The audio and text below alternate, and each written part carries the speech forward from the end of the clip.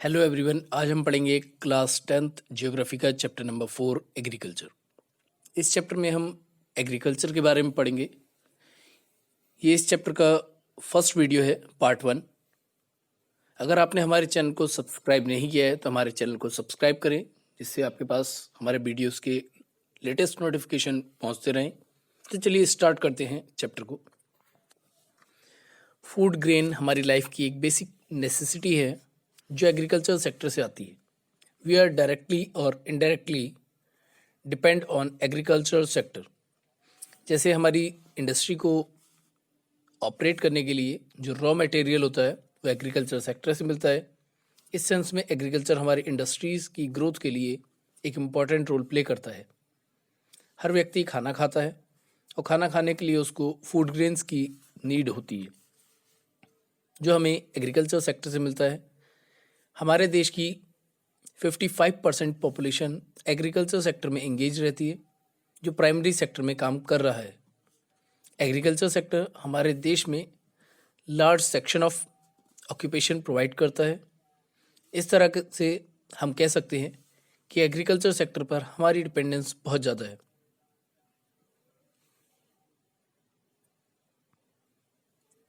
Types of farming में कि अलग अलग तरीके से अलग अलग समय पर या अलग अलग जगह पर अलग अलग खेती की जाती है। कि पुराने समय में या बहुत समय पहले कल्टीवेशन के इंडिया में मेथड्स चेंज किए गए थे, या उसके कुछ कैरेक्टरिस्टिक्स है जो इन मेथड्स को बताते हैं, या फिर वो फिज़िकल इन्वायरमेंट हो या टेक्नोलॉजिकल नो हाउ या सोशियो कल्चरल प्रैक्टिस हो। तो चलिए जानते हैं कि वो मेथड्स कौन से हैं जो भारत में एप्लीकेबल हैं। First, primitive subsistence farming, intensive subsistence farming और कमर्शियल सब्सिस्टेंस फार्मिंग। क्या आप जानते हैं कि agriculture is the largest livelihood provider in rural India. Primitive subsistence farming, primitive मतलब जो पुराना होता है, सब्सिस्टेंस यानी अपने जीवन को चलाए रखने के लिए, पुराने समय में अपने जीवन को चलाए रखने के लिए जो खेती करते थे वो प्रिमिटिव सब्सिस्टेंस फार्मिंग कहलाती है। इस फार्मिंग में सारे प्रिमिटिव मेथड्स को यूज़ किया जाता है। प्रिमिटिव मेथड्स मतलब पुराने समय में जो चीज़ें इस्तेमाल की जाती थी, जिस तरह से खेती की जाती थी, उन तरीक़ों को यूज़ किया जाता है। आज मॉडर्न फार्मिंग में ट्रैक्टर, थ्रेशर, कंबाइंस का इस्तेमाल होता है, लेकिन प्रिमिटिव सब्सिस्टेंस फार्मिंग में प्रिमिटिव टाइप्स के टूल्स को यूज़ किया जाता है, जैसे वाव, दया, हैरो, जिसे हल कहा जाता है। इस सिस्टम में प्रिमिटिव इरिगेशन फैसिलिटी को यूज़ करते हैं, जैसे they depend on monsoon for irrigation. फसलों को पानी देने के लिए वो मानसून के ऊपर डिपेंड रहती है। आज के समय में बहुत से केमिकल फर्टिलाइज़र होते हैं जिससे हम सॉइल की फर्टिलिटी को बढ़ा सकें, लेकिन जब आप प्रिमिटिव सब्सिस्टेंस फार्मिंग को प्रैक्टिस कर रहे हैं तो आप वहाँ सॉइल की नेचुरल फर्टिलिटी पर डिपेंड रहते हैं।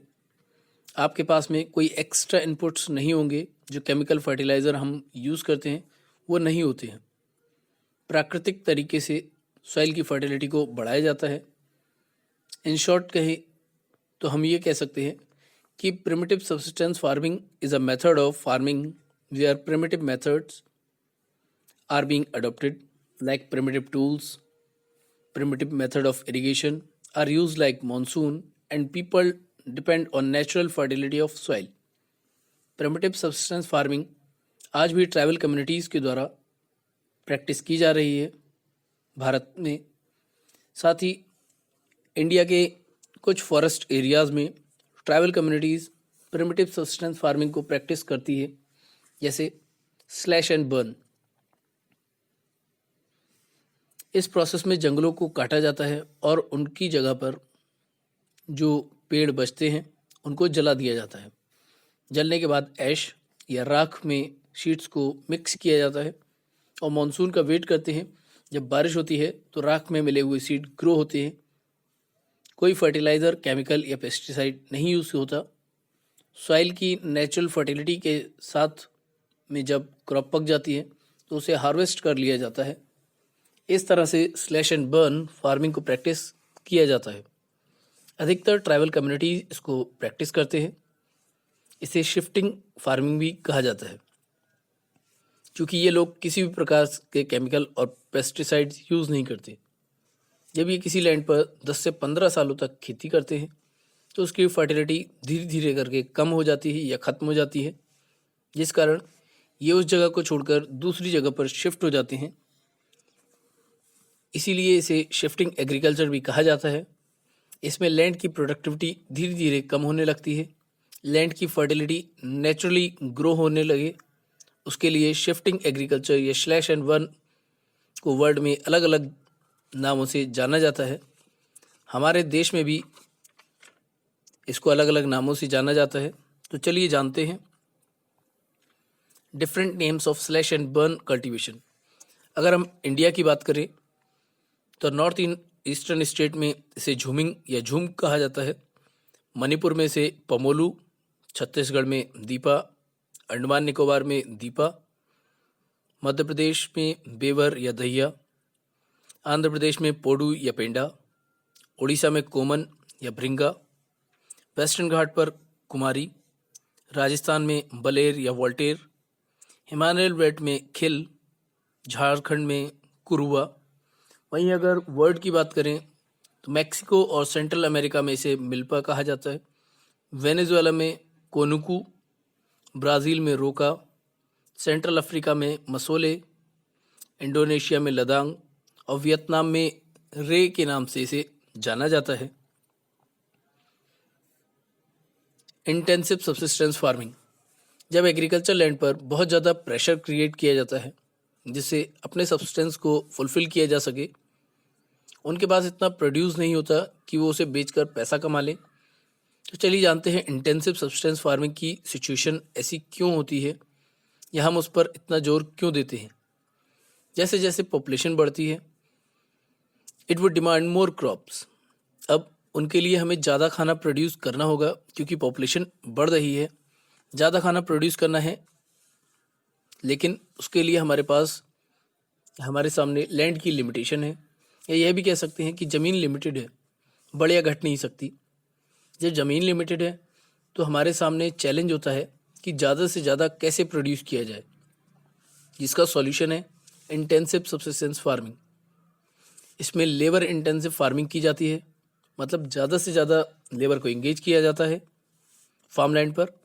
ये उन एरियाज़ में प्रैक्टिस की जाती है जहाँ पर पॉपुलेशन ज़्यादा होती है, जिससे ज़्यादा लेबर आसानी से मिल सके। इंटेंसिव फार्मिंग की अधिकतर एरियाज़ यूपी, बिहार या नॉर्दर्न एरियाज़ और वेस्ट बंगाल है। वहाँ पर इंटेंसिव सब्सटेंस फार्मिंग की जाती है। ज़्यादा से ज़्यादा प्रोडक्शन के लिए heavy doses of biochemical inputs and irrigation से छोटी सी जगह पर इसको प्रैक्टिस किया जाता है। लैंड साइज या पर पर्सन ज़मीन कम कैसे हो गई ये भी जानते हैं। राइट ऑफ इनहेरिटेंस के चलते, जैसे पिता की संपत्ति का बंटवारा उनके बच्चों में कर दिया जाता है, जिसके कारण रिड्यूस्ड लैंड साइज होल्डिंग हो जाता है। जैसे पीढ़ियाँ बढ़ती जाती हैं, लैंड साइज कम होता जाएगा, जिसके कारण it creates enormous pressure on agricultural land. Agriculture land पर एक प्रेशर क्रिएट हो जाता है। क्या आप जानते हैं कि 12% of world farm land is in India. Bharat में वर्ल्ड के 12% लैंड फार्म अवेलेबल हैं। कॉमर्शियल फार्मिंग, कॉमर्शियल मतलब बिजनेस ओरिएंटेड प्लेस जहाँ बिजनेस किया जाता है, या वह खेती जो बिजनेस के तरीके से की जाती हो।